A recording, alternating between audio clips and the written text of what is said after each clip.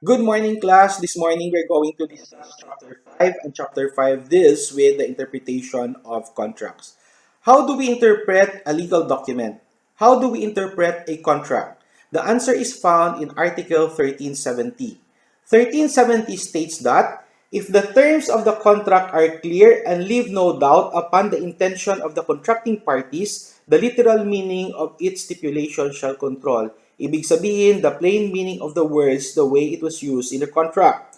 If the words appear to be contrary to the evident intention of the parties, the latter shall prevail over the former. Meaning, if the words are different from the intention prevails. That is why in chapter 4, we have discussed the rules on reformation of contracts. And in Article 1371, how will you prove this intention? In order to judge the intention of the contracting parties, their contemporaneous and subsequent acts shall be principally considered.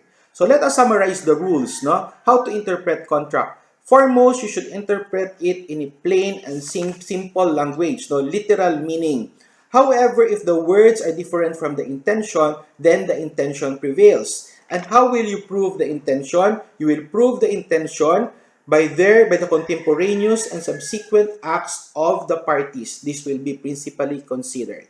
Okay, by way of example, si A may utang kay B. In order to secure the loan, sinanla ni A ang property niya kay B. Get the scenario ha, sanla, no? May utang, to secure the utang, sinanla ang property.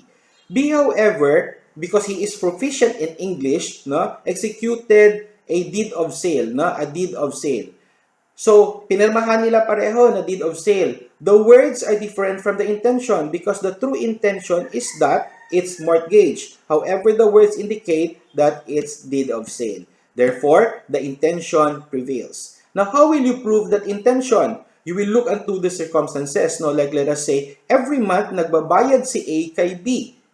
Dapat kung deed of sale yan, dapat si B ang nagbayad kay A, di ba? So, these subsequent and contemporaneous acts, when principally considered, will prove that it is not really deed of sale, it's not really sale, but it is mortgage. Okay? So, that is, take note of those points. No? Take note of those points. Now, if there is an ambiguity in the interpretation of words, you use the words to make it more effectual in relation to the contract. No, ibig sabihin, proactive ba? Proactive ang interpretation niya, hindi negative or reactive, no?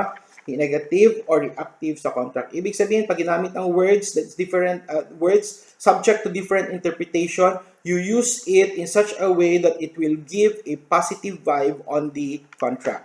Now, if ever the intention is it's very hard to interpret the words because it's subject to different meanings, no, and also the intention of parties very hazy, no, and you could hindi mo alam kung ano talaga ang true intention nila, then you refer to Article 1376. The usage or custom of the place shall be borne in mind in the interpretation of the ambiguity of the contract and shall fill the omission of the stipulation which are contrary ordinarily established. So the usage and the custom of the place should also be considered. Okay?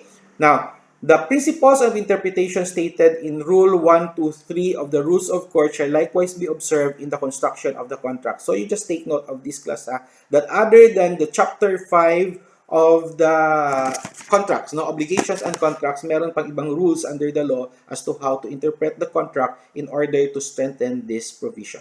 Okay, so let us repeat the rules. No? Number 1 is that words should be interpreted based on their plain meaning.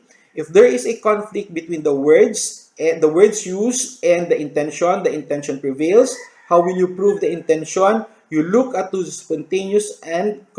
spontaneous subsequent acts of the parties to prove their intention. Pag hindi pa ito, if the words are subject to different interpretations, tapos subsequent and contemporaneous act hindi mo ma-prove, then you look into the customs of the place. But as always, proactive tayo in interpreting the contract. The contract should give more meaning, no, more light to the agreement of the parties. And other than chapter 5, chapter 5 of the rules and obligation, there is still this rule 1, 2, 3 of the rules of court which should also be considered.